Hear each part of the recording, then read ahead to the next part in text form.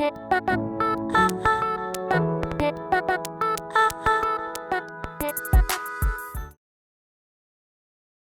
what we're going to do is we're going to do a summary flowchart to hopefully tie all these different ions together to see if we have an unknown sample, how we can sort of go about different tests to see what ion is actually present. And so in school, you probably won't get to do all these different precipitation tests because there are a lot of chemicals that are required, and doing all these tests can take a while. And sometimes if you don't have the right pieces of equipment, it's not that sensitive, right? So even though theoretically a precipitate should form, you might not see it forming, okay? But we'll just go through sort of theoretically what we should see. And the important thing about doing all these tests is the order in which you do them, okay? So the order in which you do them is really, really important, because if you add a particular anion, multiple of these cations might react. So you want to get rid of a few of these cations first before you do some of the more complex tests. And you see what I mean in a sec, right? So the very first test that we generally do is to react it with a chloride, okay? And when we react it with a chloride, none of these things react with a chloride except our lead and our silver, right? So if we react it with a chloride, like so, and so we're gonna add chloride, and we'll go through sort of the difference between adding the ion and adding what we might refer to as a reagent in a sec. But if we add chloride, the two ions that we're gonna get, right, if it tests positive, is gonna be lead 2+ or silver plus ion, if it tests positive, right?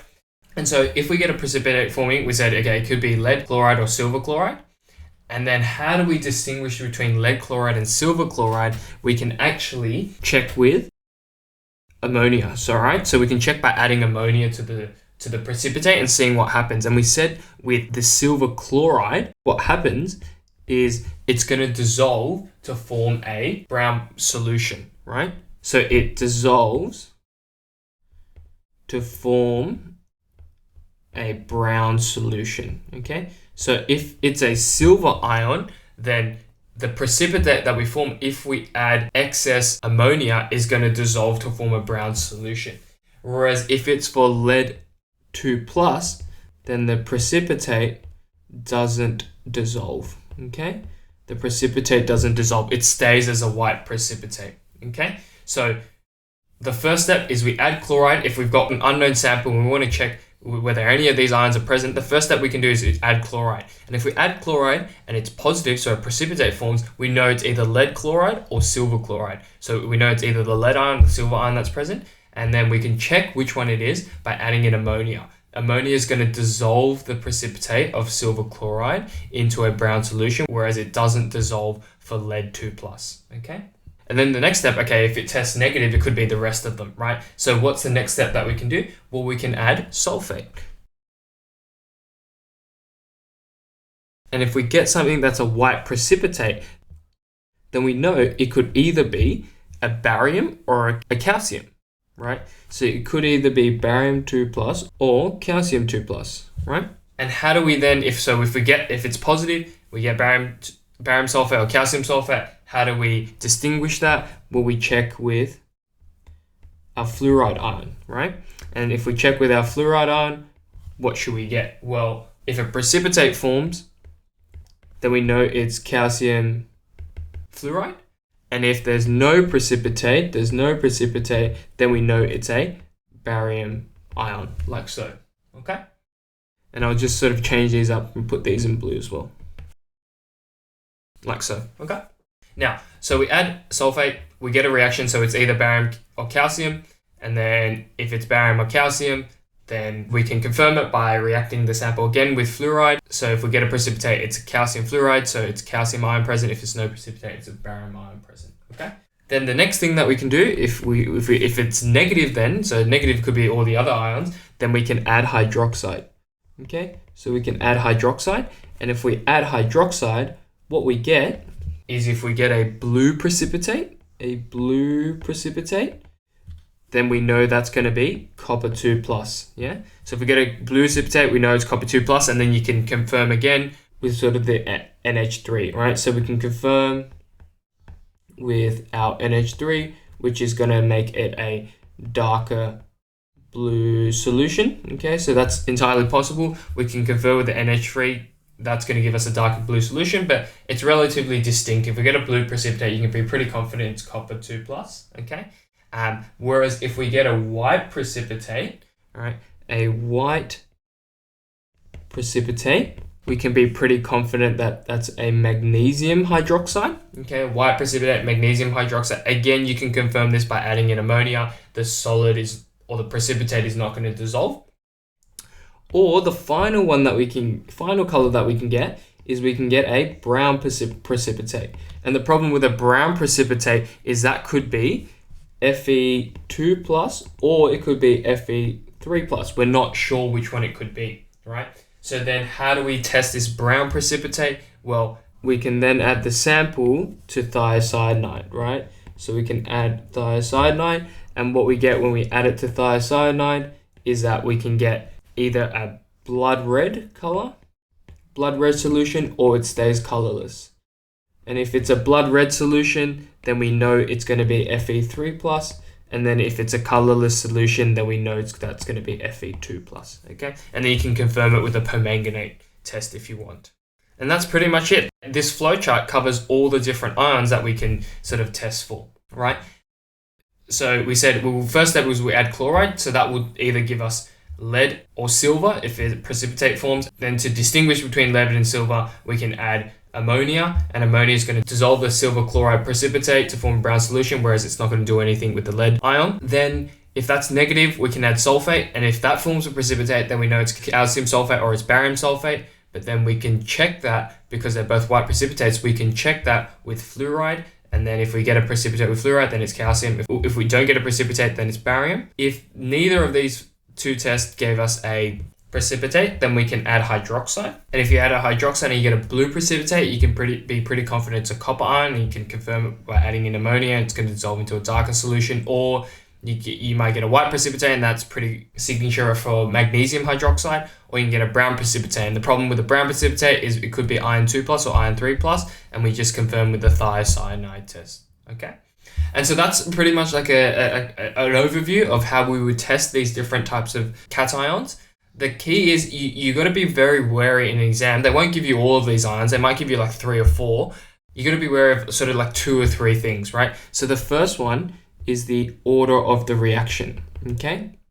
The order of the reaction is really, really important, because, for example, you always want to add chloride first to get rid of the lead or the silver. The problem is say, for example, we add sulfate first and we get a precipitate. Getting a precipitate for sulfate in this example would say, okay, it's barium or calcium, yeah? But if I added sulfate first, actually lead sulfate precipitates out as well. So you're not sure if it's lead, barium, or calcium sulfate. So that's why you do the chloride first, get rid of these 2 ions, right? If it's negative, then add the sulfate ion, okay? So it's really, really important you do it in the correct order, right? So if these ions are not present, right, and we know these ions are not present, then yes, you can just jump straight into sulfate. But if we're not sure if these ions are present, then we have to add the chloride first to confirm that we either do or don't have lead ion or silver ion, and then add the sulfate. Because if we added the sulfate first, you'll get a lead sulfate precipitating out, and you won't be sure if it's lead sulfate or barium sulfate or calcium sulfate, okay? So the order of the reaction is very important. That's the first thing. The second thing is you need to keep multiple samples, right? Need to keep multiple samples, okay? So ideally, the best way to do the experiment is to add the chloride, nothing happens. Okay, add sulfate, nothing happens, and then add hydroxide, nothing happens, and see how we go. And that works most of the time. But in some instances, especially when we're doing more so the confirmation test, you actually need multiple samples to be able to do those confirmation tests. So just say, for example, I have one sample, I add the chloride, nothing happens. I add the sulfate, and then I get a precipitate forming. If I don't have another sample set aside, then I can't actually confirm whether it's calcium or barium, because I need to react the sample again with fluoride to see if a precipitate will form. So that's why for certain situations, you need to have a sample set aside. Same thing here for this distinguishing between the iron 2+ and the iron 3+. If I add hydroxide, I get a brown precipitate, and I have no sample set aside, I can't react that sample again with thiocyanide to test if it's either Fe2+ or Fe3+, because the precipitate has already formed. So you're not going to have any ions left over to do a second precipitation reaction. So that's why you need to have samples set aside. And so if we just highlight the key times where you do need a sample set aside, it's more so for a confirmation test. So over here and sort of over here, right, is where we'd ideally like to have samples set aside, okay? And then the final one is a lot of times the question will ask for reagents. And reagent is essentially the solution that you use to test for these ions, right? So they might ask you, what reagent would you add to test for lead or silver, right? And the reagent is not saying, I'm going to add chloride in, right? That's the ion you're adding in. The reagent is the actual full solution. So you might have to say something like sodium chloride, for example, okay? So for example, sodium chloride versus adding in the chloride ion.